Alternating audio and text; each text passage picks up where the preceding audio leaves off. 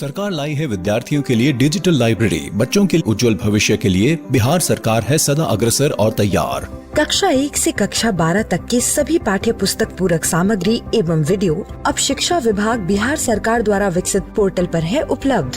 अध्ययन सामग्री देखने के लिए BEPCLots.bihar.gov.in पर विजिट करें अथवा एंड्रॉइड मोबाइल पर गूगल प्ले स्टोर से E-Lots ऐप डाउनलोड करें।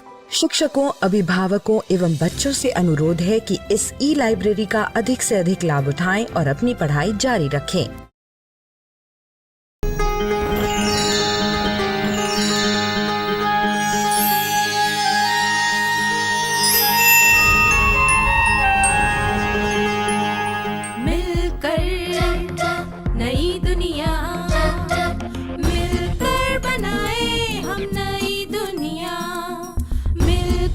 जीत ले हम सारी दुनिया। प्लीज हमें आज बोने दो, रोज उसे थोड़ा बढ़ने दो। छू लेंगे आकाश हम, मन के विचार हकीकत बने। सिद्धि फल से आनंद देंगे, कोशिश कर बढ़े, सोच बुलंद करे।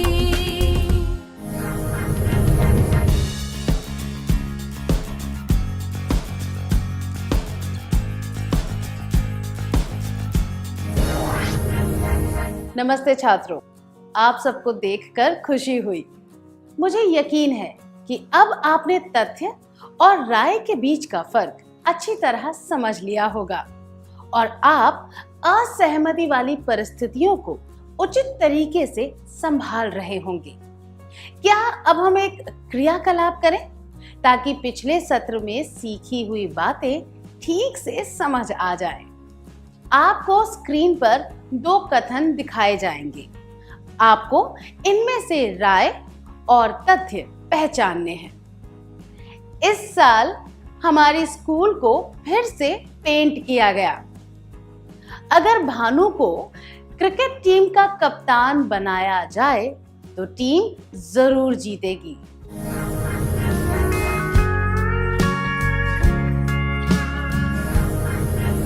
पहला कथन एक तथ्य है क्योंकि यह एक निश्चित समय के लिए सही है और उसे प्रमाणित किया जा सकता है।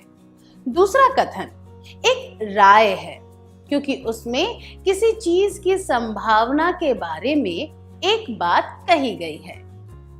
वह बात सही हो सकती है पर यह जरूरी नहीं कि ऐसा ही हो। अब एक और क्रियाकलाप करेंगे।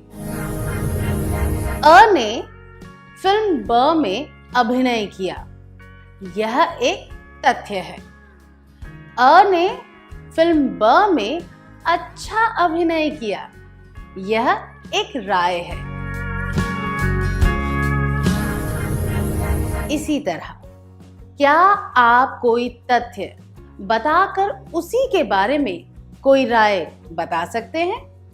यह किसी भी चीज के बारे में हो सकता है, जैसे कि खेलकूद, खाने पीने की चीज, कपड़े, फिल्म, अभिनेता इत्यादि। उदाहरण के लिए विराट कोहली क्रिकेट का खिलाड़ी है, यह एक तथ्य है। विराट कोहली विश्व का सबसे अच्छा खिलाड़ी है, यह एक राय है।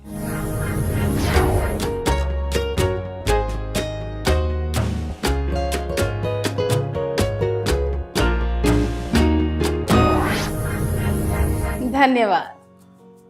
चलिए अब हम उचित तरीके से असहमत होने की अपनी योग्यता को जांचते हैं। स्कूल के कुछ छात्र यह चर्चा कर रहे हैं कि शिक्षक दिवस पर वे शिक्षकों का अभिनंदन कैसे करेंगे। एक व्यक्ति ने कहा कि पुष्प गुच्छ देने चाहिए और दूसरे ने सुझाव दिया कि कोई उपहार देना चाहिए। क्या 2 छात्र स्वेच्छा से आकर इसका अभिनय करके दिखा सकते हैं?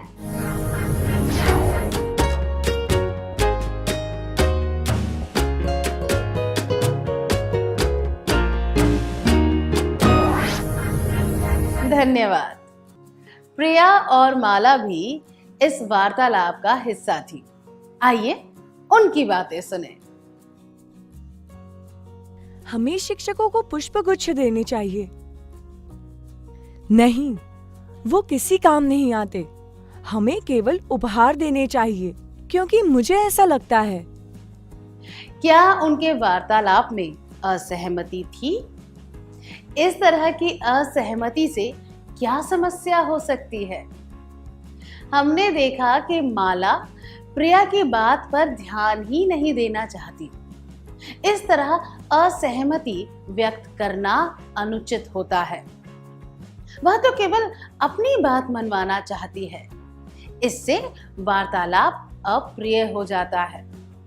असहमति व्यक्त करते समय सबसे पहला चरण होता है दूसरे व्यक्ति के दृष्टिकोण को समझना और उसका सम्मान करना।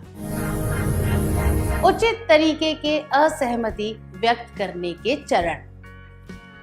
हमें 1. दूसरे व्यक्ति के दृष्टिकोण पर ध्यान देना चाहिए। आइए एक और परिस्थिति देखते हैं। कल्पना कीजिए कि आप एक सामूहिक चर्चा में हैं। आप किसी के विचार का खंडन करना चाहते हैं। आप यह कैसे व्यक्त करेंगे? क्या आप कहेंगे कि वह बिल्कुल गलत है, या आप कहेंगे कि आप उसका दृष्टिकोण समझते हैं और फिर अपनी बात समझाएंगे, या फिर उससे कहेंगे कि वह आपकी बात सुने? 1. तुम बिल्कुल गलत हो। 2. मैं तुम्हारा दृष्टिकोण समझता हूं या समझती हूं, लेकिन 3. तुम बस मेरी बात सुनो।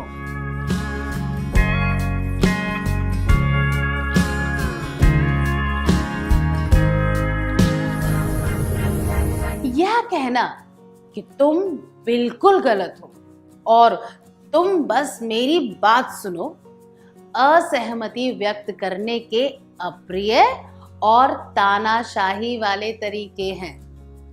इस तरह शुरू करना, मैं तुम्हारा दृष्टिकोण समझ सकता हूं या समझ सकती हूं, लेकिन, और इसके बाद अपनी राय बताना असहमति का उचित तरीका है। इससे उचित तरीके से असहमति व्यक्त करने का माहौल बनता है। सामने वाले व्यक्ति को महसूस होता है कि उसकी बात भी सुनी जा रही है। इससे उन्हें यह भी लगता है कि उनकी बातों की कद्र की जा रही है। ऐसा वातावरण पैदा करने से लोग आपकी बात सुनने में ज्यादा रुचि दिखाएंगे। क्या आप सोच सकते हैं कि सही समय और सही इरादे से कहे गए इस आधे वाक्य में भी कितनी ताकत हो सकती है? क्या अब हम एक क्रियाकलाप करें? 3 दोस्त खेल कूद की एक टीम बनाने की योजना कर रहे हैं और उसका नाम रखने के बारे में चर्चा कर रहे हैं। क्या कोई 3 विद्यार्थी इस परिस्थिति का अभिनय करके दिखा सकते हैं?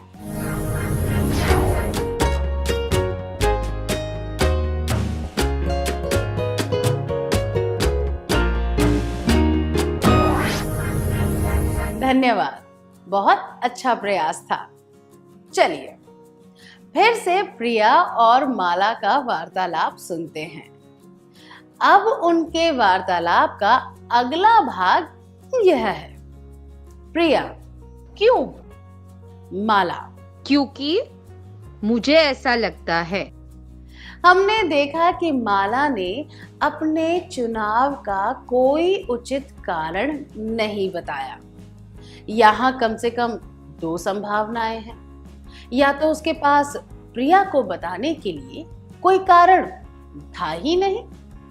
इसका मतलब है कि वह प्रिया पर धौंस जमा रही थी और उसे मौका नहीं दे रही थी, या फिर उसने कोई कारण सोचा ही नहीं, या फिर उसने कोई कारण सोचा था पर वह प्रिया को नहीं बताना चाहती थी।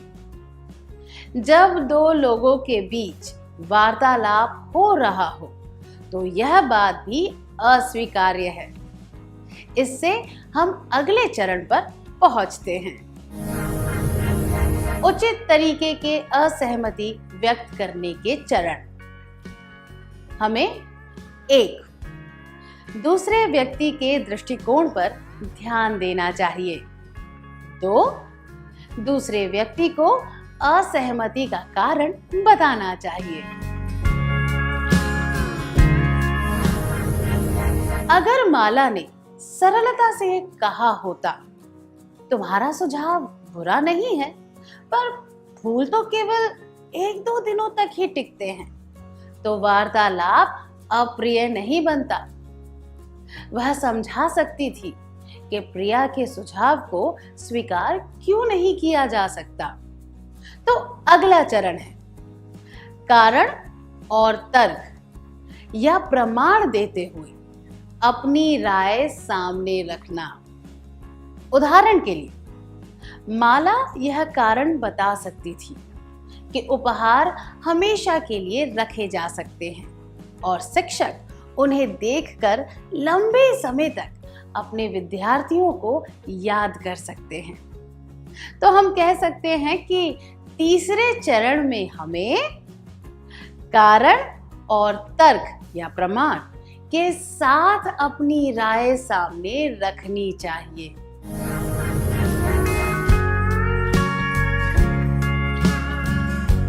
उचित तरीके के असहमति व्यक्त करने के चरण। हमें 1. दूसरे व्यक्ति के दृष्टिकोण पर ध्यान देना चाहिए। 2. दूसरे व्यक्ति को असहमति का कारण बताना चाहिए। 3.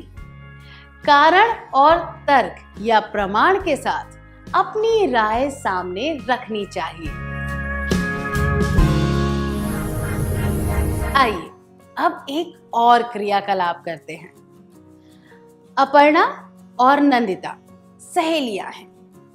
वे एक फिल्म के बारे में चर्चा कर रही हैं जो उन्होंने हाल ही में देखी थी। अपर्णा को एक दृश्य बहुत अच्छा लगा और उसने कहा कि वह फिल्म का सबसे अच्छा दृश्य था। पर नंदिता की राय अलग थी। उसे कोई और दृश्य अच्छा लगा।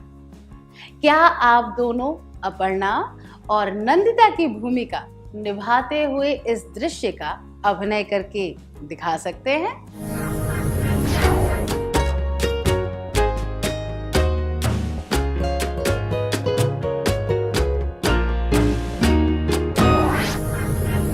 बहुत बढ़िया था, धन्यवाद। फिर से माला और प्रिया के बारे में बात करते हैं।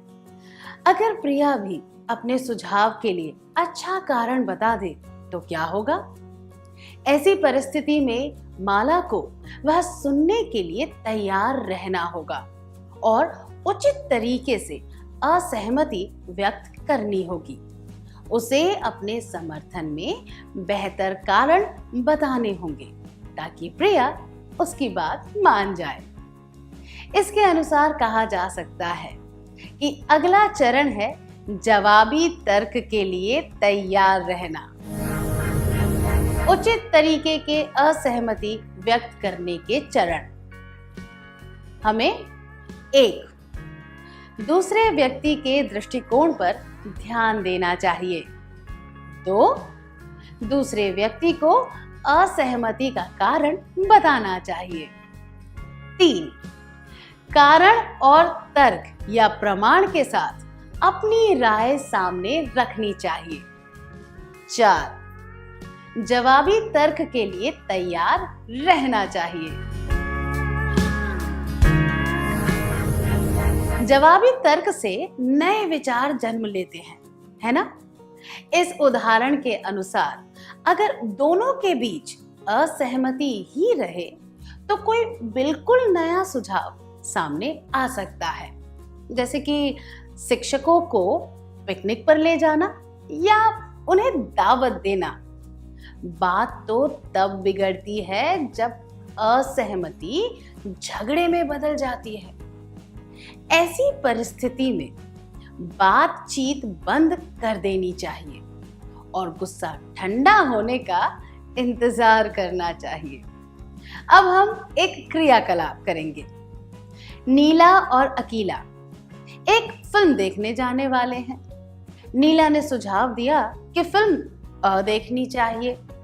अकीला ने पहले से वह फिल्म देखी है, इसलिए उसने फिल्म ब में जाने के लिए कहा।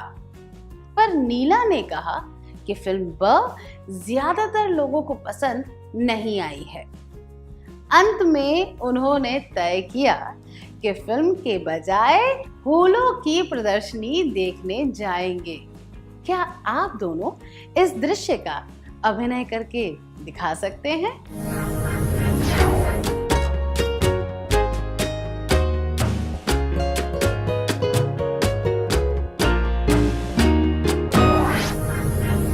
बहुत बढ़िया अभिनय था, धन्यवाद।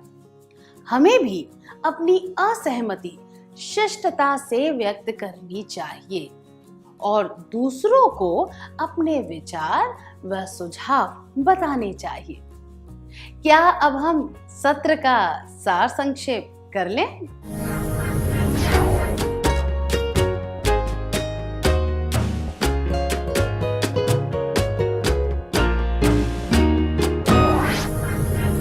उचित तरीके के असहमति व्यक्त करने के चरण। हमें 1. दूसरे व्यक्ति के दृष्टिकोण पर ध्यान देना चाहिए। 2. दूसरे व्यक्ति को असहमति का कारण बताना चाहिए। 3. कारण और तर्क या प्रमाण के साथ अपनी राय सामने रखनी चाहिए। 4. जवाबी तर्क के लिए तैयार रहना चाहिए। इतनी अच्छी तरह सार संक्षेप करने के लिए धन्यवाद।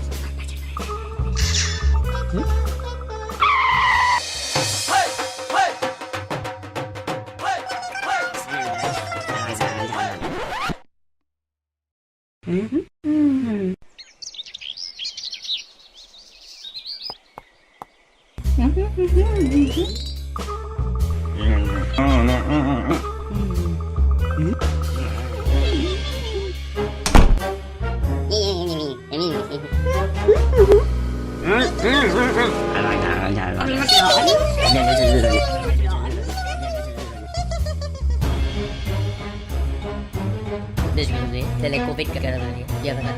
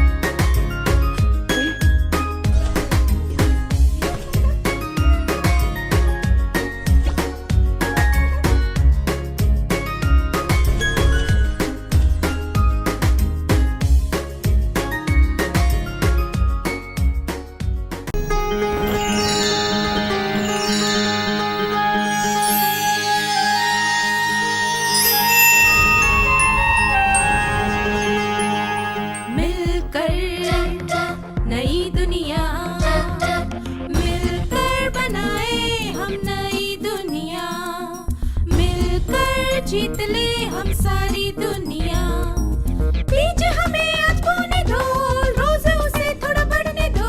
छू लेंगे आकाश हम, मन के विचार हकीकत बने। सिद्धि फल से आनंद देंगे, कोशिश कर बढ़े, सोच बुलंद करे।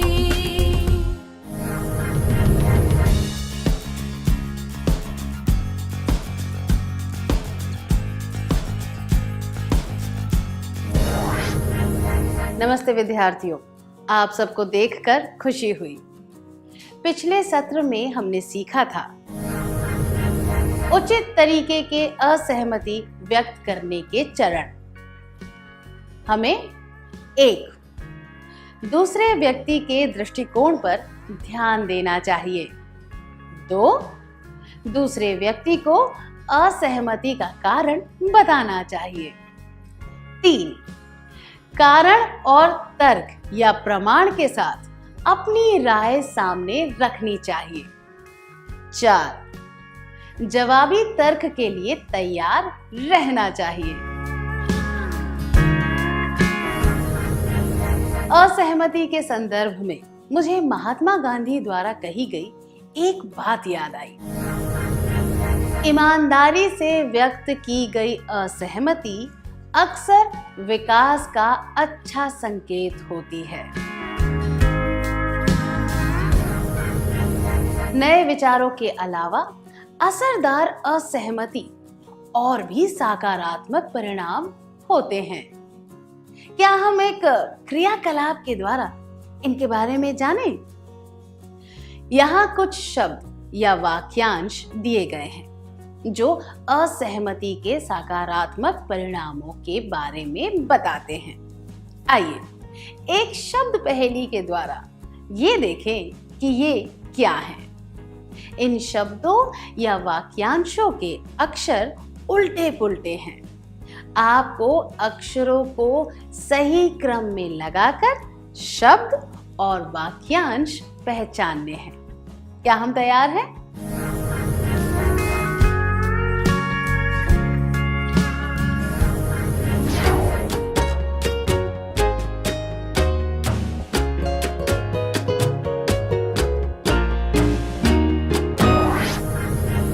बहुत अच्छा प्रयास किया आप सबने। सबसे पहले बताए गए परिणाम को इस सूची में जोड़ते हुए हम देख सकते हैं कि असहमति के सकारात्मक परिणाम ये होते हैं। असहमति के सकारात्मक परिणाम: 1. नए विचार। 2. बेहतर तरीके। 3. परिवर्तन। 4. नवीन प्रक्रिया। 5. संसाधनों का बेहतर उपयोग। 6. नए कौशल। अब एक और परिस्थिति पर ध्यान देंगे। राधा और सीता अच्छी सहेलियां हैं। वे सोच रही हैं कि गर्मी की छुट्टियां कैसे बितानी चाहिए। राधा ने स्कूल के मैदान में खेलने का सुझाव दिया। सीता ने कहा कि वे अगले वर्ष के पाठ्यक्रम का अभ्यास शुरू कर सकते हैं। राधा ने कारण के साथ एक और तर्क दिया।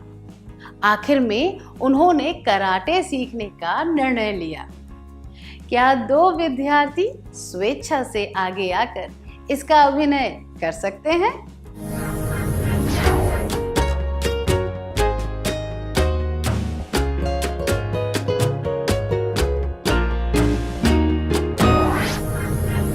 धन्यवाद।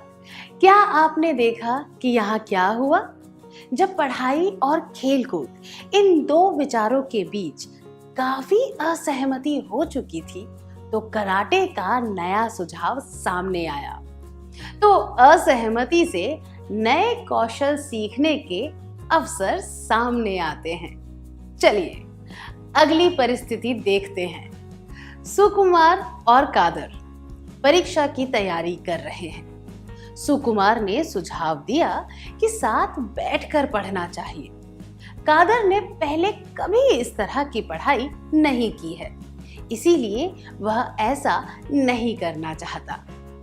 सुकुमार ने उसे समझाया कि साथ बैठकर पढ़ने के क्या फायदे होते हैं। कादर उसकी बात से सहमत हो गया और दोनों ने मिलकर पढ़ने का निर्णय लिया। क्या आप दोनों इस परिस्थिति का अभिनय करके दिखा सकते हैं?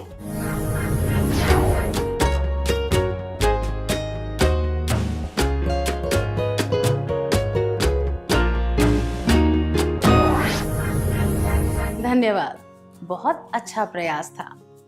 अलग सुझाव स्वीकार करने के क्या फायदे थे? कादर ने परीक्षा की तैयारी करने का एक नया तरीका सीखा। जब उचित तरीके से असहमति व्यक्त की जाती है तो उसके बहुत से सकारात्मक परिणाम होते हैं। हम काम करने के नए और बेहतर तरीके ढूंढ सकते हैं। इससे हमें चीजों को बदलने का मौका भी मिलता है। अक्सर हम चीजों को एक ही तरीके से देखते हैं और उसी तरीके को सही मानते हैं। हमें नई बातों को स्वीकार करने के लिए तैयार रहना चाहिए ताकि जो हमारे साथ उचित तरीके से असहमत होते हैं वो हमें कोई बेहतर बात या चीज को अपनाने के लिए मना सकता है। असहमति से हमारी सोचने की प्रक्रिया सक्रिय हो जाती है और हम बिना सोचे समझे चीजों को स्वीकारने से बच जाते हैं। अब इस परिस्थिति पर ध्यान दीजिए। दो भाई राम और श्याम खेल रहे थे, तभी बारिश होने लगी। राम सुझाव देता है कि टीवी देखना चाहिए। श्याम बारिश में भीगना चाहता है।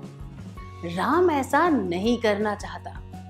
तभी राम को याद आता है कि उनके पास घर पर कैरम बोर्ड है। श्याम कैरम खेलने के लिए तैयार है, पर हमेशा की तरह आम तरीके से नहीं खेलना चाहता। वह सुझाव देता है कि ऐसे ही मस्ती करने के लिए कैरम को नए नियमों के साथ खेलना चाहिए। राम इस बात के लिए तैयार हो जाता है।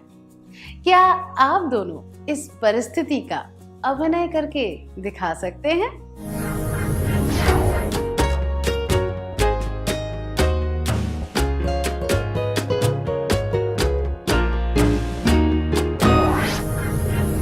धन्यवाद। तो यहाँ क्या हुआ? उचित तरीके से असहमत होने से वे एक नई संभावना का पता लगा पाए। केवल यह नहीं, उन्होंने एक नया खेल भी बनाया। नवरचनाएं तभी हो सकती हैं जब हम वर्तमान में काम आ रहे तरीकों या प्रथाओं से असहमत होकर उन पर सवाल उठाएं। इससे हमें यह सोचने का मौका भी मिलता है कि हम उपलब्ध वस्तुओं का प्रयोग किस तरह कर रहे हैं। जैसे कि इस उदाहरण में राम और श्याम के पास जो चीज उपलब्ध थी, यानी कि उनका कैरम, उसी का प्रयोग करते हुए उन्होंने एक नया खेल बनाया। क्या अलग तरीके से सोचने से आपको कभी कोई नए विचार आए हैं? परिणाम स्वरूप क्या आपने उपलब्ध चीजों का बेहतर प्रयोग किया है? कृपया इसके बारे में सबको बताइए।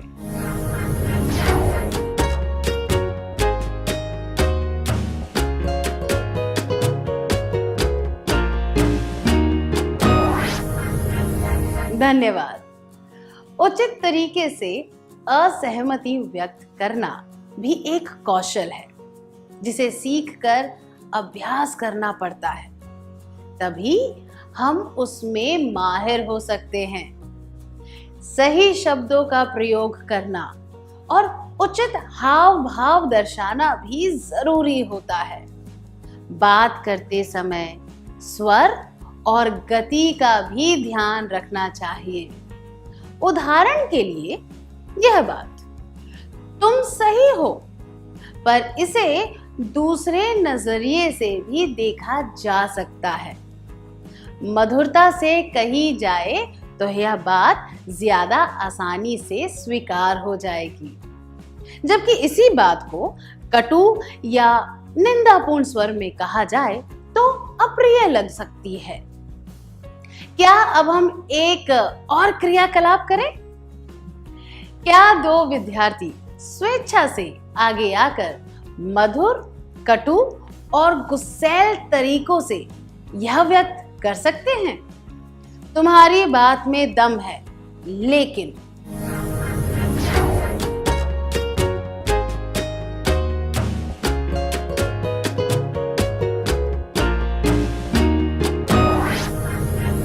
धन्यवाद।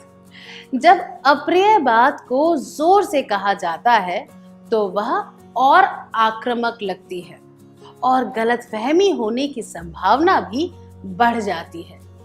इसी तरह हमें भी अपने शारीरिक संकेतों और चेहरे के हाव भाव पर ध्यान देकर उनमें तालमेल बनाए रखना चाहिए। इसके बारे में हमने पिछले कुछ सत्रों में सीखा था। हमें इनका अभ्यास करके इनसे पूरा फायदा उठाना चाहिए। इसके अलावा कुछ मनोवैज्ञानिक कौशलों पर भी ध्यान देना चाहिए, जैसे कि असहमति को ठंडे दिमाग से सुनना, जवाबी तर्क के प्रति सहनशील होना और भावनाओं पर काबू करना। चलिए अगला क्रियाकलाप करते हैं। आपको एक विचार पसंद नहीं आया, फिर भी आपको उसे स्वीकार करने को कहा जा रहा है। आप पहले मुस्कुराए, फिर परेशान हुए और बाद में गुस्सा आया। आपने गुस्से में कहा, तुम जो भी कहते हो मैं वो सारी बातें नहीं मान सकता या मान सकती। अपने विचार अपने पास रखो। क्या आप इन तीनों भावनाओं को व्यक्त करते हुए यह कह सकते हैं?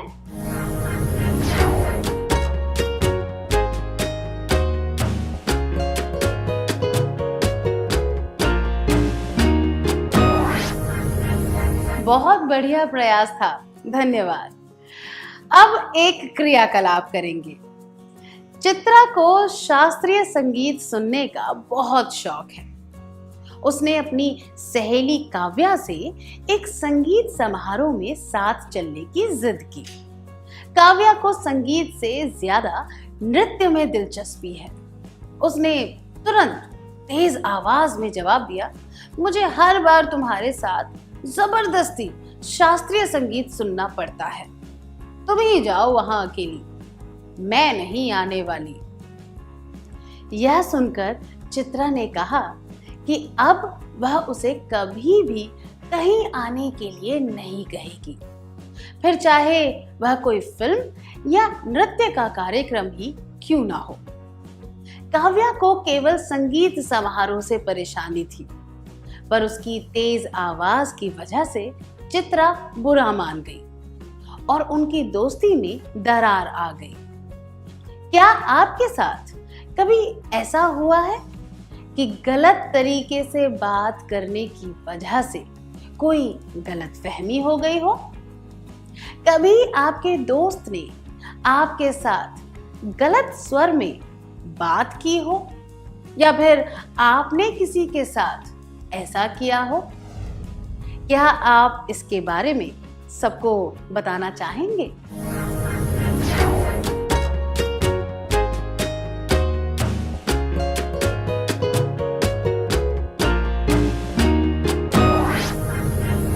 धन्यवाद। परिस्थिति के अनुसार हमें अपनी असहमति धीमे से या फिर पूरे जोर के साथ व्यक्त करनी पड़ती है। आइए इसके बारे में और जानते हैं। परीक्षाओं को खत्म करने के बारे में एक सामूहिक चर्चा हो रही है।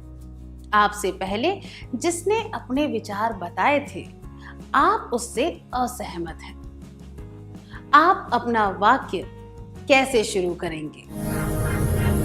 1, नहीं तुम गलत हो। 2, मैं तुमसे पूरी तरह सहमत नहीं हूं क्योंकि मैं इसे अलग तरीके से देखता हूं या देखती हूं। 3, ऐसा तो बिल्कुल नहीं हो सकता। नहीं तुम गलत हो। और ऐसा तो बिल्कुल नहीं हो सकता, अनुचित है, क्योंकि आप कोई भी कारण बताए बिना असहमति व्यक्त कर रहे हैं, जबकि यह बात मैं तुमसे पूरी तरह सहमत नहीं हूं क्योंकि मैं इसे अलग तरह से देखता हूं या देखती हूं उचित है, क्योंकि इसे आराम से और शिष्टता से व्यक्त किया गया है।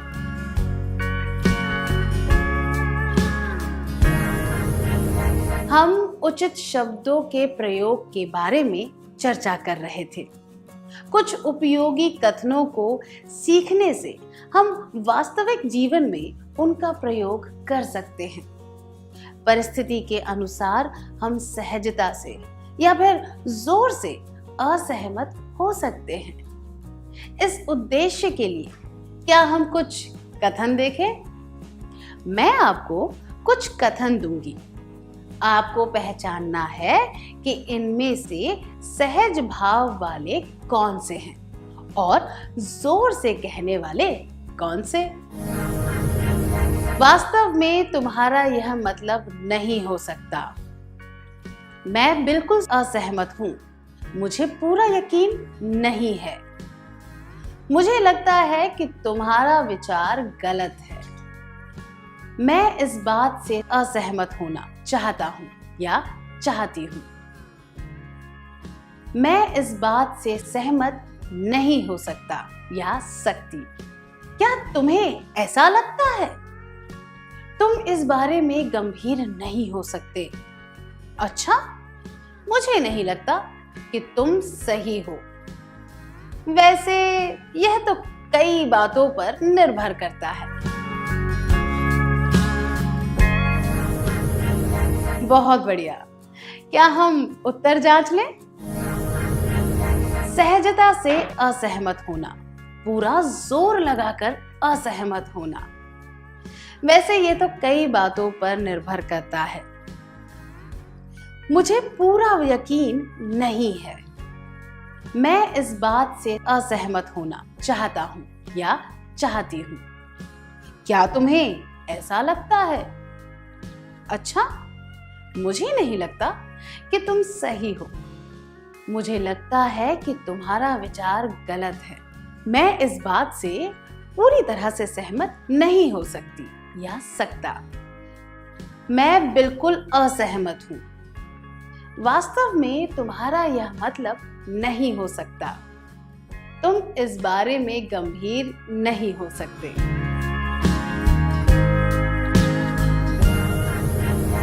याद रहे, यह केवल एक रूपरेखा है। परिस्थिति को ध्यान में रखते हुए हमें इनमें उचित शब्दों को जोड़ना होगा और उचित तरीके से असहमत होने के चरणों को भी ध्यान में रखना होगा। क्या अब हम इनका अभ्यास करें? आपको एक विषय दिया जाएगा। आप जोड़े बनाकर उचित हाव भाव व शब्दों के प्रयोग से अपनी असहमति व्यक्त करेंगे। बाद में कुछ विद्यार्थियों को कक्षा के सामने अपनी चर्चा पेश करने का मौका दिया जाएगा। क्या हम तैयार हैं? विषय यह है, वाहन चलाने का लाइसेंस लेने के लिए सही उम्र क्या है? आपने अभी जो कथन सीखे थे उनका प्रयोग करने का पूरा प्रयास करें।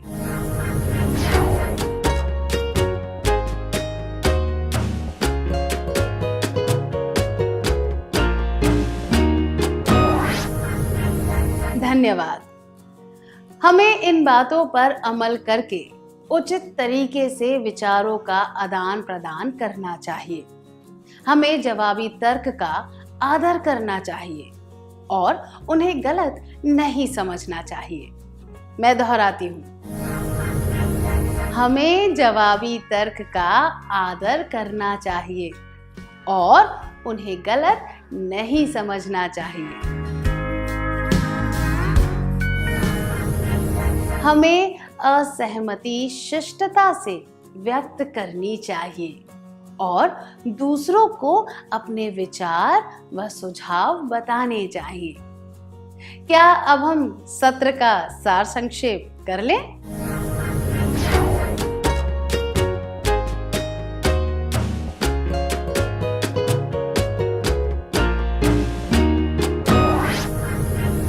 असहमति के सकारात्मक परिणाम: 1. नए विचार। 2. बेहतर तरीके। 3. परिवर्तन। 4. नवीन प्रक्रिया। 5. संसाधनों का बेहतर उपयोग। 6. नए कौशल। परिस्थिति के अनुसार हम मधुरता से या फिर जोर से असहमति व्यक्त कर सकते हैं, पर हमें हमेशा शिष्ट रहना चाहिए। इतनी अच्छी तरह सार संक्षेप करने के लिए धन्यवाद। डर से नहीं, तैयारी से आगे कदम बढ़ाना है। रुकी जिंदगी में चहल पहल वापस फिर से लाना है। धोकर हाथ पहन कर मास्क सुरक्षित जीवन चलाना है। सुरक्षित जीवन चलाना है। डर कर नहीं, तैयारी से आगे कदम बढ़ाना है। टीकाकरण की शुरुआत हो गई है, पर पहले की तरह हमें मास्क लगाना और 2 गज की दूरी बनाए रखना अभी भी जरूरी है। स्वास्थ्य विभाग और सूचना एवं जनसंपर्क विभाग बिहार सरकार द्वारा जनहित में जारी। जीतेगा बिहार।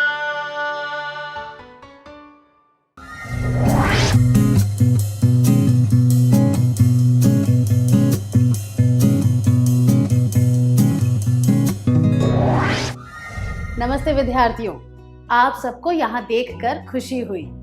क्या हम आज के सत्र की शुरुआत एक क्रियाकलाप से करें? मैं आपको एक परिस्थिति के बारे में बताऊंगी। आप टीवी पर अपना मनपसंद कार्यक्रम देख रहे हैं। आपका बड़ा भाई कमरे में आया और रिमोट उठाकर उसने चैनल बदल दिया। बिना कुछ कहे वह अपनी पसंद का खेल कार्यक्रम देखने लगा। आपकी क्या प्रतिक्रिया होगी? अपने स्वभाव के अनुसार हम सबकी प्रतिक्रिया अलग अलग होगी। हमारा व्यवहार हमारे स्वभाव पर निर्भर करता है, इसीलिए ऐसा होता है। इन 3 सत्रों में हम विभिन्न प्रकार के व्यवहारों के बारे में सीखेंगे। चलिए अमर से मिलते हैं। आइए मैं आपको अमर के लक्षणों के बारे में बताती हूँ। अमर के लक्षण: वह अपने दोस्तों के सामने उनकी आलोचना नहीं कर सकता। अगर कोई छोटे बच्चों पर धौंस जमाए तो वह उन्हें रोकने की कोशिश नहीं करता। अगर कोई उसके साथ गलत व्यवहार करे तो वह चुप रहता है। जो चीज उसकी है, अगर वह उससे छीन ली जाए तो भी वह कुछ नहीं कहता। वह मन में दुखी होता है, पर कोई उसका मजाक उड़ाए तो उन्हें सामने से कुछ नहीं कह पाता। अमर टीवी पर अपना मनपसंद कार्यक्रम देख रहा है। उसका बड़ा भाई कमरे में आया और रिमोट उठाकर उसने चैनल बदल दिया। बिना कुछ कहे वह अपनी पसंद का खेल कार्यक्रम देखने लगा। अमर के बारे में आपको जो जानकारी दी गई है उसके आधार पर बताइए कि उसकी क्या प्रतिक्रिया होगी। क्या अमर चुपचाप वहां बैठा रहेगा और थोड़ी देर बाद वहां से चला जाएगा? क्या अमर अपने भाई के साथ झगड़ा करेगा? क्या वह जोर से रेडियो चलाकर उसके साथ गाने गाएगा ताकि उसका भाई टीवी ना देख पाए? 1. अमर चुपचाप वहां बैठा रहेगा और थोड़ी देर बाद वहां से चला जाएगा। 2. अमर अपने भाई के साथ झगड़ा करेगा। 3. अमर जोर से रेडियो चलाकर साथ में गाने गाएगा ताकि उसका भाई टीवी ना देख पाए। इसकी संभावना बहुत अधिक है कि अमर वहां चुपचाप बैठा रहेगा और थोड़ी देर बाद कमरे से चला जाएगा।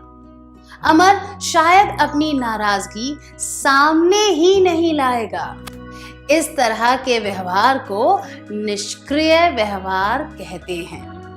अमर अपने भाई के साथ किसी भी तरह की बहस नहीं करना चाहेगा, इसीलिए वह चुप रहेगा और झगड़े में नहीं पड़ेगा। यह निष्क्रिय व्यवहार का उत्तम उदाहरण है। निष्क्रिय व्यवहार वाले लोग अपने अधिकारों और जरूरतों को बहुत कम या फिर महत्व नहीं देते। अपने अधिकारों और जरूरतों का आनंद दूसरों को उठाने देते हैं। कमरे से बाहर निकलकर अमर घर के दरवाजे पर चला गया और बाहर देखने लगा। उसका दोस्त कुमार उसके घर की तरफ आ रहा था। कुमार ने अमर से एक किताब उधार ली थी और वह उसे लौटाने आया था। किताब के कुछ पन्ने मुड़े हुए थे, कुछ गंदे हो गए थे और कुछ पन्नों के कोनों में नोट्स लिखे हुए थे। किताब की ऐसी हालत करने के लिए कुमार ने माफी भी नहीं मांगी। कुमार अमर से एक और किताब उधार लेना चाहता था। अमर किताब नहीं देना चाहता था, पर जब कुमार ने बार बार आग्रह किया तो उसे जबरदस्ती राजी होना पड़ा। यहाँ क्या हुआ? अमर किताब नहीं देना चाहता था, फिर भी उसे देनी पड़ी। उसका दिमाग ना कहना चाहता था, पर वह ऐसा नहीं कर पाया। उसने अपनी भावनाओं और इच्छाओं को दबाकर कुमार की इच्छा और भावनाओं को स्वीकार कर लिया। वह झगड़े या किसी अप्रिय परिस्थिति में नहीं पड़ना चाहता था, इसीलिए उसने अपने व्यक्तिगत भावनाओं और अधिकारों का बलिदान दे दिया। अगर अमर ने कोई बहाना बनाकर शिष्टता से किताब देने से मना कर दिया होता तो शायद कुमार उसे कहता, क्या तुम एक दोस्त की मदद नहीं कर सकते? यह सुनकर अमर का दिल पिघल जाता और वह किताब दे देता। वह शायद ऐसा ही करता, क्योंकि निष्क्रिय व्यवहार वाले लोग अपनी भावनाएं और राय आसानी से व्यक्त नहीं कर पाते, ना नहीं कह पाते। झगड़े और अप्रिय परिस्थितियों से बचकर रहना चाहते हैं। अपने अधिकारों का बलिदान करने में हिचकिचाते नहीं हैं। अनुचित आलोचना सहने के बाद भी माफी मांग लेते हैं और खुद को दोषी समझते हैं। लोग निष्क्रिय व्यवहार क्यों करते हैं? क्योंकि निष्क्रिय व्यवहार करने वाले लोग अपने अधिकारों और जरूरतों को बहुत कम या फिर कोई महत्व नहीं देते। खुद पर ध्यान ना देते हुए वे अपने अधिकारों और जरूरतों का आनंद दूसरों को उठाने देते हैं। अब अमर को अपनी कोचिंग क्लास के लिए जाना था। आमतौर पर वह अपने मित्र देवराज के साथ क्लास में जाता था। अमर देवराज के घर गया। उसे उम्मीद थी कि वह क्लास में जाने के लिए तैयार होगा ताकि उन्हें शिक्षक की डांट ना सुननी पड़े। पर देवराज तैयार नहीं था। अमर ने बहुत ही मधुरता से उसे कहा कि क्लास में देर से नहीं जाना चाहिए। देवराज ने इस बात का बुरा मान लिया और कहा, तुम्हें बेहतर दोस्त ढूंढकर मेरी जगह उनके साथ रहना चाहिए। अगर अमर देवराज की गलतियां नहीं बताएगा या फिर अकेले कोचिंग क्लास में चला जाएगा ताकि समय से पहुंच सके, तो क्या होगा? देर से आने के लिए उसे शिक्षक की डांट पड़ेगी, पर उसे दोस्त के साथ रहने की खुशी होगी। देवराज अमर को अपना अच्छा दोस्त समझेगा। लोग अमर का फायदा उठाते रहेंगे। अगर ऐसा ही चलता रहा तो अमर का आत्मविश्वास कम हो जाएगा, अपना आत्मसम्मान खो बैठेगा, का शोषण होगा, असहाय महसूस करेगा। इस वजह से उसका जीवन निम्न श्रेणी का हो जाएगा। वह अपनी पहचान नहीं बना पाएगा। वह अपनी योग्यताओं को नहीं पहचान पाएगा, क्योंकि निष्क्रिय व्यवहार करने वाले लोग अपने अधिकारों और जरूरतों को बहुत कम या फिर कोई महत्व नहीं देते। खुद पर ध्यान ना देते हुए वे अपने अधिकारों और जरूरतों का आनंद दूसरों को उठाने देते हैं। सरकार लाई है विद्यार्थियों के लिए डिजिटल लाइब्रेरी। बच्चों के उज्जवल भविष्य के लिए बिहार सरकार है सदा अग्रसर और तैयार। कक्षा 1 से कक्षा 12 तक की सभी पाठ्य पुस्तक पूरक सामग्री एवं वीडियो अब शिक्षा विभाग बिहार सरकार द्वारा विकसित पोर्टल पर है उपलब्ध। अध्ययन सामग्री देखने के लिए BEPCLOTS.bihar.gov.in पर विजिट करें अथवा एंड्रॉइड मोबाइल पर गूगल प्ले स्टोर से ई-लॉट्स ऐप डाउनलोड करें। शिक्षकों, अभिभावकों एवं बच्चों से अनुरोध है कि इस ई लाइब्रेरी का अधिक से अधिक लाभ उठाएं और अपनी पढ़ाई जारी रखें।